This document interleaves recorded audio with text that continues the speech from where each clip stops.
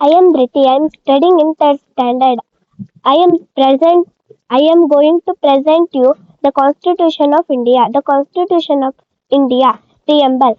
We, the people of India, having solemnly resolved to constitute India into a sovereign, socialist, secular, democratic republic, and to secure to all its citizens justice, social, economic, and political liberty of thought, expression, belief, faith, and worship, equality of status and of opportunity, and to promote among them all fraternity, assuring the dignity of the individual and the unity and integrity of the nation.